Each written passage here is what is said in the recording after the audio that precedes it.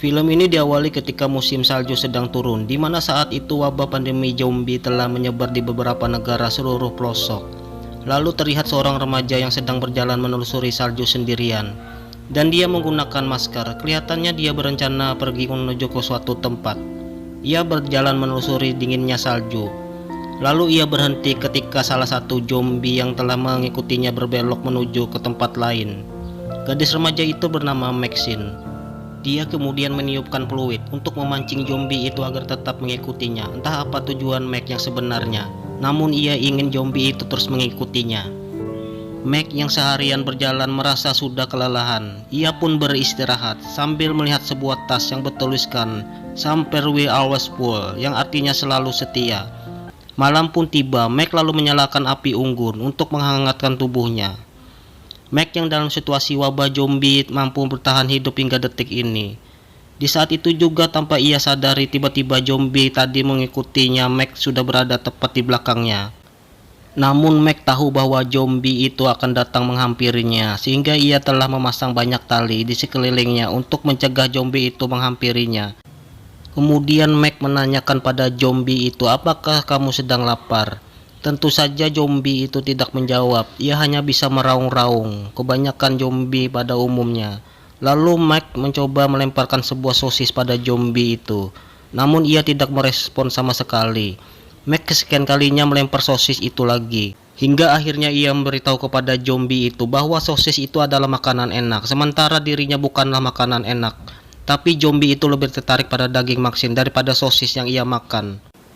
Mac akhirnya sadar bahwa ia tidak bisa mengubah sifat alami yang dimiliki oleh zombie, yaitu tertarik pada daging manusia.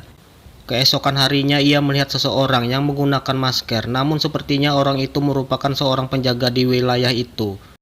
Dan ia membawa senjata laras panjang. Mac ingin melewati tempat itu, namun ia tidak bisa membiarkan penjaga menembak zombie itu. Mac terpaksa mencari jalan lain agar ia dan zombie bisa sampai ke tempat tujuan dengan selamat. Lalu kemudian Mac berlari ke hutan agar zombie itu mengikutinya.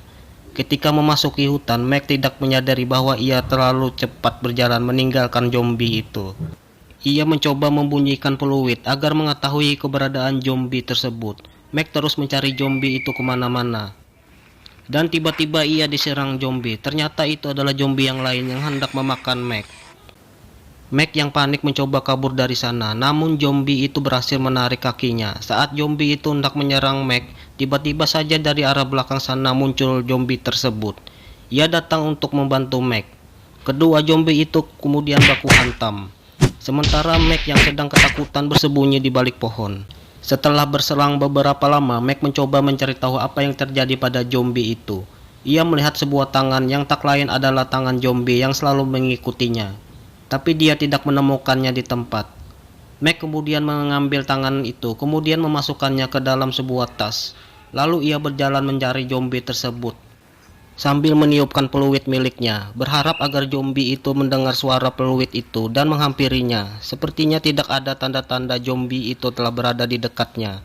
Lalu Mac terus mencarinya dan sampai di padang rumput. Ia lalu mendengar ada suara aneh yang dekat dengannya.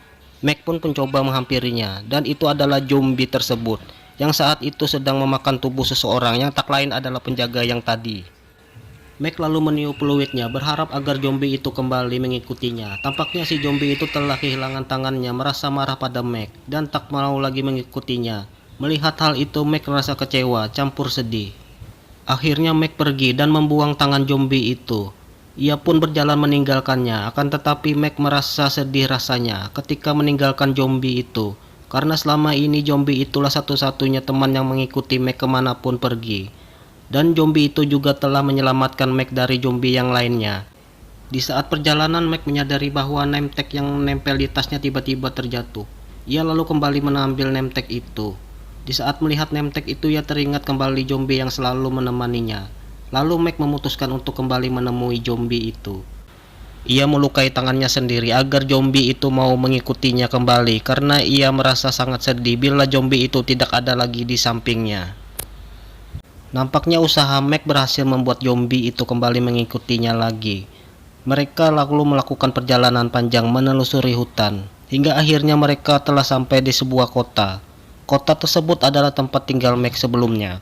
Mac lalu terus memancing zombie itu agar terus masuk ke dalam rumahnya. Saat zombie itu masuk, Mac lalu keluar dan mengunci zombie tersebut dari luar. Terlihat wajah zombie itu seakan kebingungan mengapa Mac mengurungnya. Namun saat Mac meniup peluit, tiba-tiba muncul dua zombie itu dalam rumah. Tak lain dua zombie itu adalah orang tua Mac. Kemudian ketiga zombie itu saling menatap satu sama lain, namun mereka tidak berniat untuk bertarung seperti dilakukan zombie sebelumnya. Mereka justru terlihat seakan sedang memperkenalkan diri masing-masing. Lalu zombie itu menatap ke arah Mac, seakan dia ingin mengatakan untuk berterima kasih, karena telah dipertemukan dengan kedua zombie tersebut. Senyum bahagia bahwa zombie itu bisa saling akrab dengan keluarganya. Lalu Mac mengambil selembar foto, lalu menandai pada sebuah foto itu. Ternyata zombie itu adalah salah satu keluarga dari Mac. Mac sudah berusaha sekuat tenaga untuk mengumpulkan semua keluarga agar bisa merayakan hari Natal bersama mereka semua. Meski mereka sudah berubah jadi zombie, namun masih ada satu anggota yang masih hilang, anak laki-laki. Dia adalah adik dari Mac. Lalu Mac segera mengambil barang-barang miliknya, dan ia pun melanjutkan perjalanannya untuk mencari adiknya yang masih hilang. Mac berharap agar ia dapat menemukan adiknya sebelum Natal tiba, hingga bisa merayakan Natal bersama-sama. Dan cerita film pun berakhir.